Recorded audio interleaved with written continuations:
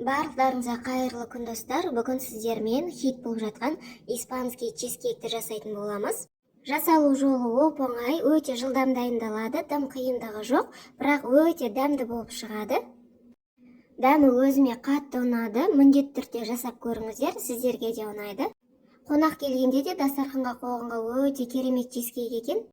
Видеоны міндетті түрде соңына дейін көріңіздер.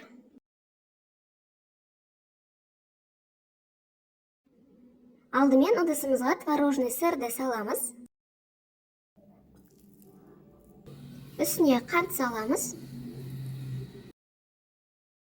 Миксермен жақсылап араластырамыз.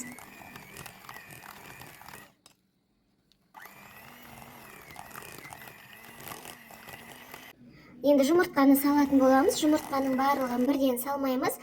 Әр жұмыртқаны біртіндеп салып миксерлеп отыратын боламыз.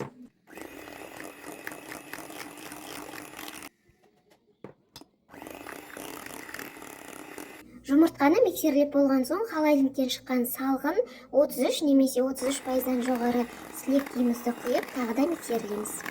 Одан кейін жүгері крахмалын салып, тағы да миксерлейміз.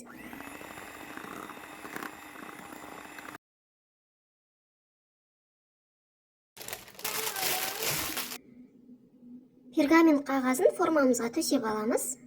Мендегі форманың диаметрі 20 см. Енді массамызды формамызға құйып, 200 градуста 45-50 минуттай чизкейктің беті қызарғанша пісіретін боламыз. Бетін әдемілеп тегістеп аламыз.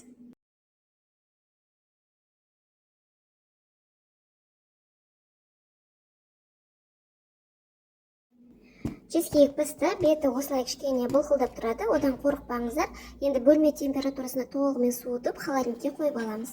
Чизкейкті мен осылай формасынан босатпай, холодильникке 2-3 сағатқа қойып алдым. Енді формасынан босатып кесетін боламыз.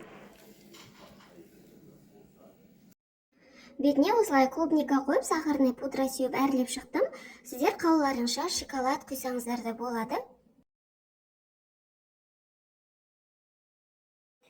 Чизкейк дайын, енді кесіп дастарханға ұсына берсек болады.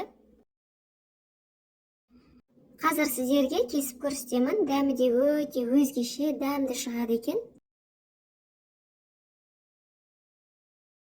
Чизкейктің үстіне осылай шоколад құйып жесеңіздер де өте дәмді болады. Міндетті түрде жасап көріңіздер. Видеом сіздерге пайдалы болса, лайк басып, арнама тіркелуді ұмытпаңыздар.